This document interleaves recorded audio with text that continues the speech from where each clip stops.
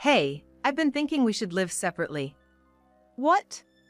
Now that Anna has grown up, there's no need for us to live together every day, right? I was so shocked by my husband's words that I couldn't speak. I had married a man with a daughter from another marriage, and now that she was an adult, he was saying this. So, you married me because you wanted me to be a mother? Don't get all hysterical on me. We've been married for a long time now. Living separately won't be much different, right?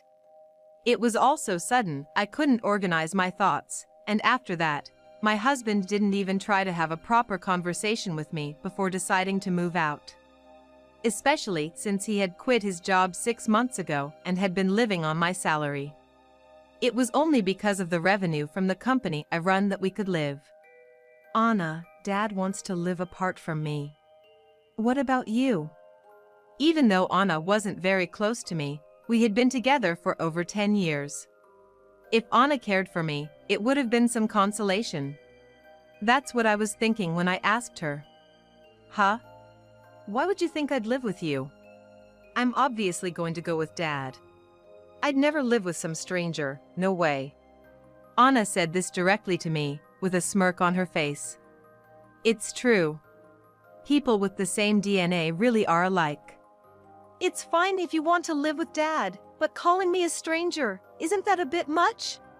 No, since we're not blood related, I don't want you acting like you're my mom.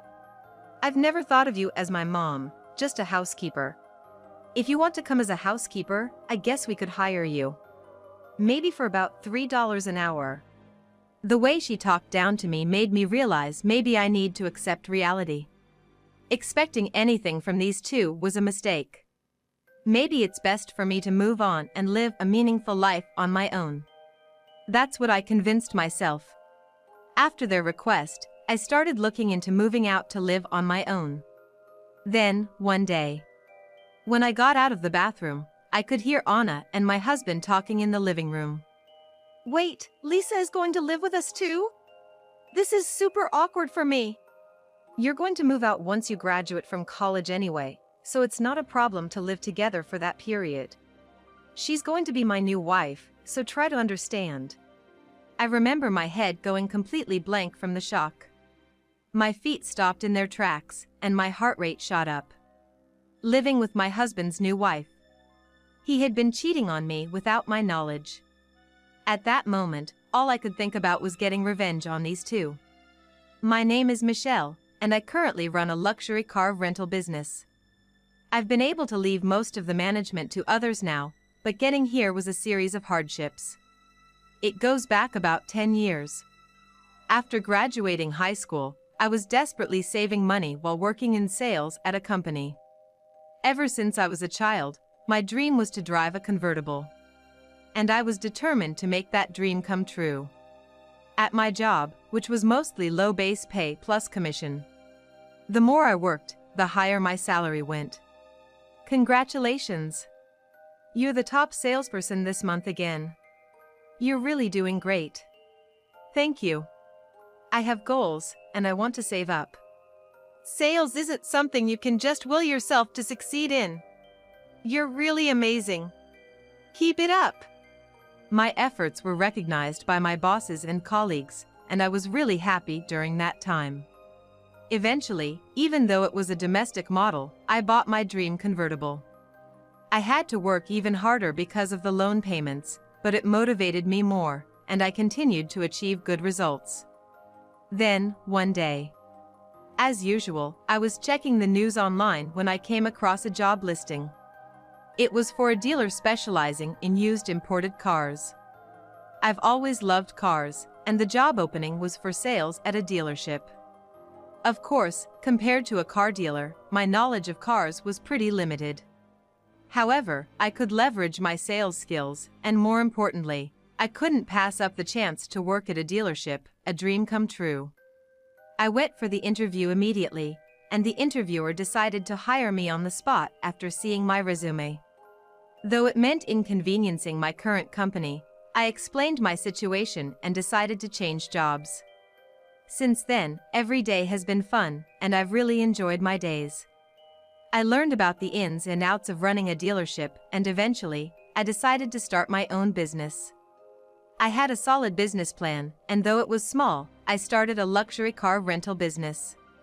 There were many challenges at first, but working tirelessly every day, the number of customers grew, and before I knew it, I had 10, 15, 20 luxury cars in my fleet. The joy of growing my own company and the fun of owning so many supercars were incredibly fulfilling, and I dove deeper into my work. In the midst of all this, I turned 35. I started to think seriously about settling down. Then, one day, I met a man through a friend's introduction. He was divorced with a child, but that didn't bother me much. Whether he was divorced or had children, to me, it meant he had more life experience. Nice to meet you. Nice to meet you too. Thank you for making time to meet. His first impression was of a very smart and kind person. His height, weight, and face were average, but more than that, it was his smile and the atmosphere while we talked that seemed really kind. We sat down together. He seemed a bit nervous.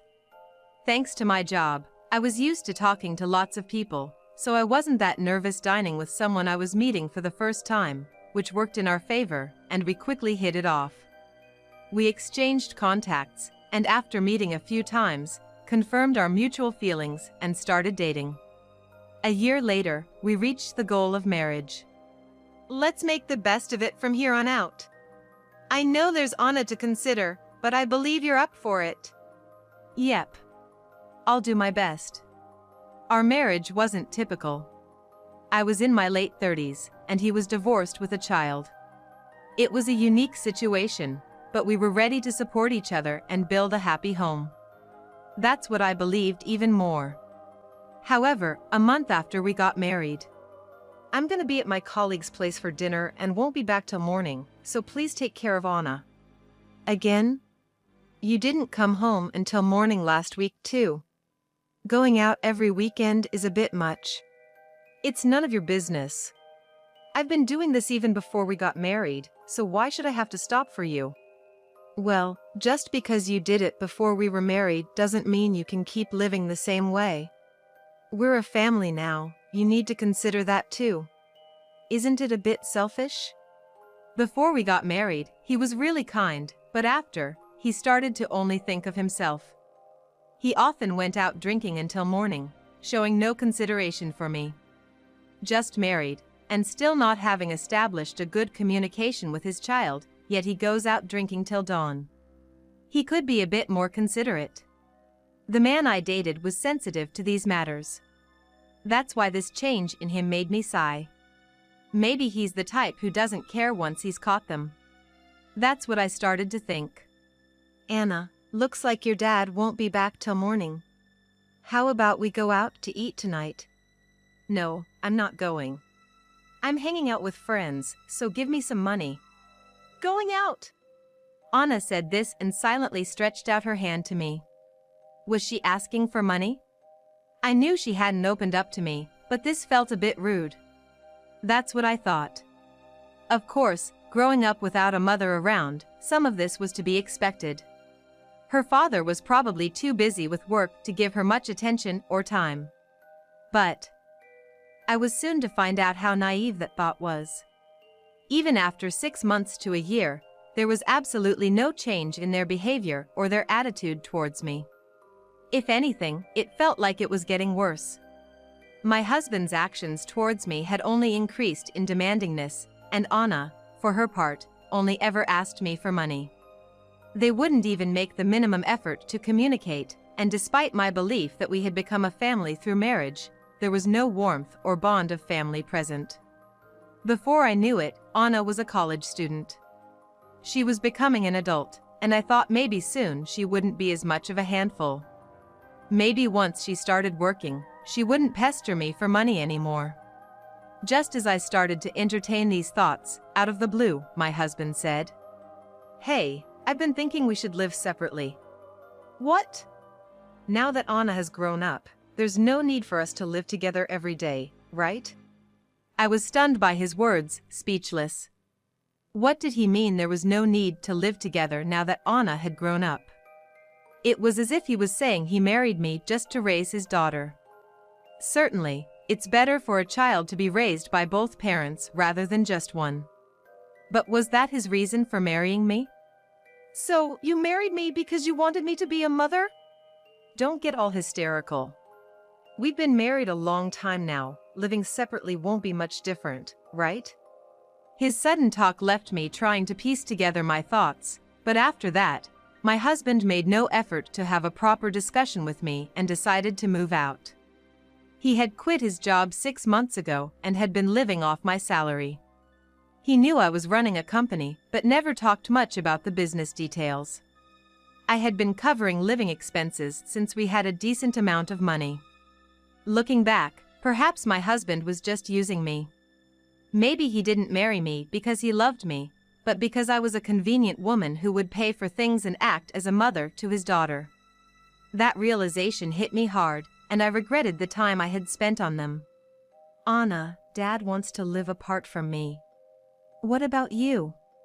Despite not being very close to me, Anna and I had been together for over 10 years. If Anna cared for me, it would have been some consolation. I asked my daughter with these thoughts in mind. Why would I live with you? I'm obviously going to stay with Dad. No way I'm living with a stranger, Anna said with a smirk, looking me straight in the eye. Indeed. People with the same DNA really are alike. Anna saw me merely as a convenience, too. All the time and money I had spent for her. I wanted to tell them that. Not that I wanted that time and money back. Offering unconditional love to family is natural. But I was the only one who thought of us as a family. They didn't care at all. My love was one-sided, and it pained my heart, leaving me feeling lonely about how to live on my own. People often say you should divorce such a person, yet some can't bring themselves to do it. From the outside, it might seem obvious to leave such a worthless person, but now I understand how they feel. No matter how awful someone is, living with them as a family for years can breed a deeper affection that's hard to surpass. It's fine if you want to live with Dad, but calling me a stranger, isn't that a bit much? No, since we're not blood related, I don't want you acting like you're my mom. I've never thought of you as my mom, just a housekeeper. If you're coming as a housekeeper, we might hire you. Maybe for about $3 an hour. This dismissive attitude was just insulting. Perhaps it's time for me to accept reality. Hoping for anything from these two is futile. Maybe it's best for me to move on and live a meaningful life on my own. I convinced myself of this. Following their wishes, I started to make plans to move out and live alone. Then, one day, as I came out of the bathroom, I overheard Anna and my husband talking in the living room. What? Lisa is moving in too? That's super awkward for me. You'll be moving out once you graduate from college anyway, so it shouldn't be a problem to live together for that period. She's going to be my new wife, so try to understand. I remember my head going completely blank from shock. My steps toward the living room halted, and my heartbeat accelerated. Living with his new wife.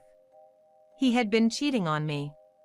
And decided to marry her, starting to say he wanted to separate from me. Maybe after a while, he would ask for a divorce. Without revealing any truth, not cleaning up his mess, and without an apology. The moment I heard their conversation, my patience finally ran out. I had no love left for these two. All I could think about was getting back at them. When do you plan on leaving this house? And you, Anna? Since this house is leased under my name, I'd like to know the exact date you plan on moving out if you are. I haven't decided on the exact date yet, but probably within next month. Of course, I'll be moving out too.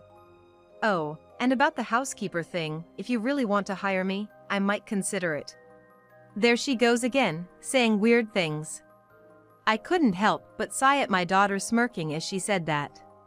Well, there's no point in worrying too much about it. I'm going to say goodbye to these two anyway. You really think I'm going to be your housekeeper? You're not serious, right? I don't know how an old lady like you is going to manage on her own, but can you live without relying on us? No, wait a minute. At that moment, my husband stuttered, perhaps nervous. He probably hadn't told her yet that he had quit his job. That's why Anna could afford to be so bold with me. But reality isn't so kind. I don't need to do that. I own a company that makes millions, so I certainly don't need a job paying $3 an hour as a housekeeper. I want to ask you, though, not working and can't do housework, worried about living with someone worth about 50 cents an hour? I'm getting a divorce, so it's none of my concern. What? Anna looked utterly baffled the moment I said that. Obviously. She probably didn't think I ran such a successful company. But the way Anna has treated me is a fact. No amount of regret changes that fact. I no longer had any affection left for Anna. Only a desire to make them regret their actions. I'm filing for divorce, so sign these divorce papers before you move out. Also, since you plan on living with your affair partner, you had a relationship with another woman while we were still married, so you'll need to take responsibility. Wait a minute! What do you mean by divorce? Don't play dumb. You know you've been cheating. I haven't cheated. I just wanted some time to myself since our marriage has lasted so long. Suggesting that we live separately wasn't about ending our life together. I heard you two planning a new life together, talking about remarriage. Was that not true? Seemed like you were quite loud about it, thinking I was in the bathroom. It's impressive you could discuss such things while I was around. At that moment, they both fell silent, looking at each other.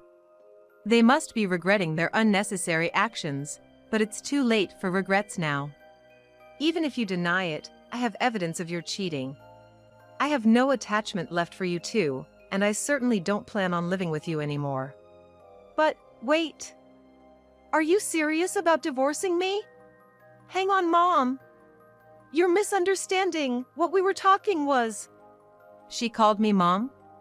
I remember exactly what she told me when I brought up separating. She wouldn't let her forget.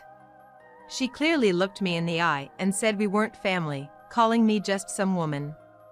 At that moment, I felt utterly disappointed, and any familial bond was completely gone. Just when it's convenient, she resorts to calling me family. I'm not your mother, not family, nothing. Just a stranger, I thought to the core. Although anger was bubbling inside me, getting emotional and angry wouldn't lead anywhere. I decided to take a deep breath and calm my mind. Could you not flip-flop on calling us family only when it suits you? You sided with your father, knowing he cheated.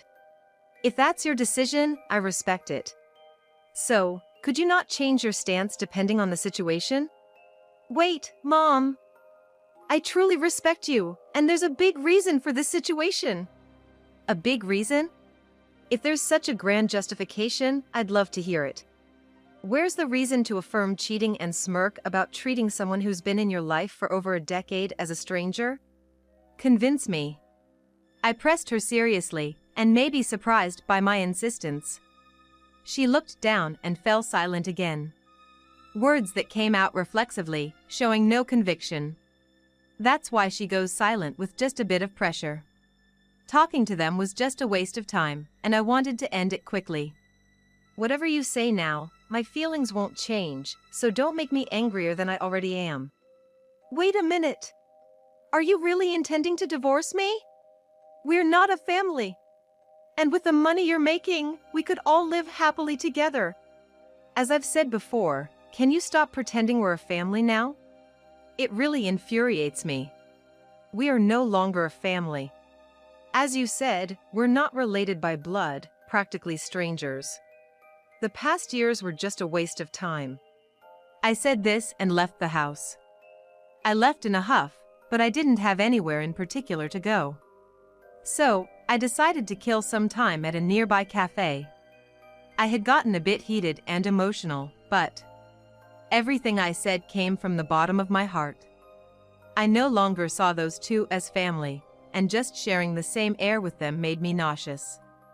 The things they did to me were atrocious, betrayal itself. I wanted them to truly understand that. After killing about 4 hours at the cafe, I had nowhere else to go, so I decided to return home. I picked up some dinner on the way back, and when I got home, my husband and daughter were waiting for me at the entrance. Maybe I will get an apology. But even if they marveled now, my feelings wouldn't change. That's what I thought, but... You're really not going to reconsider the choice of divorcing us and cutting ties? Of course not. Why would I think of living with you any longer? If that's what you want, but remember, it's the same as you giving us half of your assets as part of the property settlement. Is that your aim? You might want to bring us down to rock bottom, but the world doesn't work with such unfair outcomes. You talk about making Dad take responsibility, but if we're divorcing, you'll have to take on some of that responsibility too, won't you? No. What are they even saying? I was so furious and appalled I couldn't speak. Of course, dividing assets in a divorce is standard. I understand that much. But to hear them say it so blatantly. They're not remorseful at all. Their desperate pleas not to divorce, to work together as a family, were lies.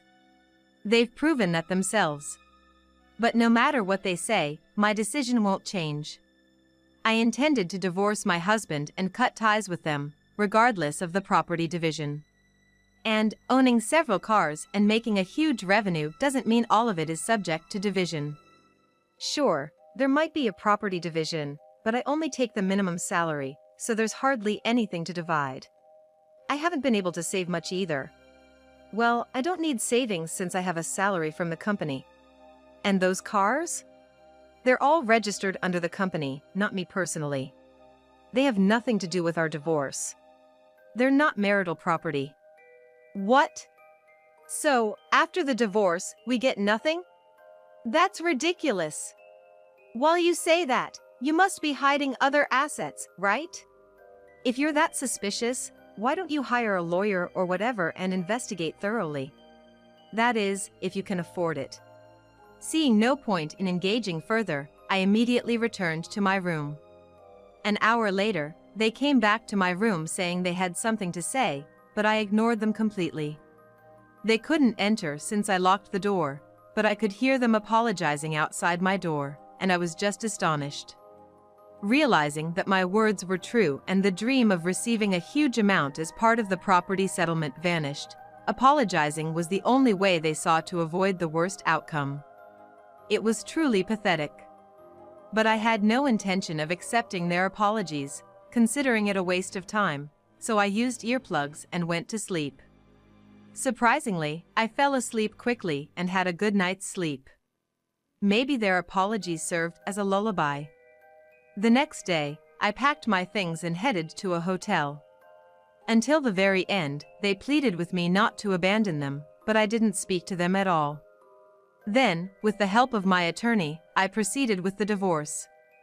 There was already evidence, and it seemed my husband had resigned himself to not being able to escape the situation. The divorce was finalized. Now officially strangers, I declared estrangement from my ex-husband and ex-daughter, ready to start anew.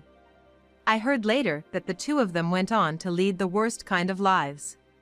He had nearly wiped out all the savings my ex-husband had, and the woman he was seeing dumped him. While we lived together, I had been the main provider, allowing him to spend his earnings on his affair. The other woman had misunderstood his financial status, thinking he was earning a lot, and had even decided to marry him.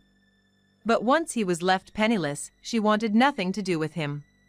Now alone, my ex-husband struggled with no money, no partner, and was plagued by loneliness and anxiety about the future, making repeated mistakes at work. It seems the fact he had an affair spread within his workplace, and unable to bear the stress, he eventually quit his job.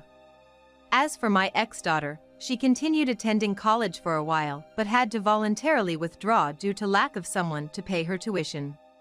She did find a job eventually, but had to support her father with her meager salary, causing her a lot of stress, and now she too has cut ties with him. Had they stayed with me as a family, they could have been enjoying a good life by now. What a foolish choice they made. For me, cutting ties with such exploitative people feels like a relief. staying with them would have eventually led to unpleasant experiences at some point in life. I might have wasted years, but ultimately, it was a valuable life lesson. I don't know if I'll remarry or what my life will become. However, I plan to focus on my business and live every day without wasting any time. Regardless of power or wealth, love is essential in relationships. Without love or bonds, it can't be considered an important relationship. I want to spend my time with people who value me not for convenience but cherish me as a person.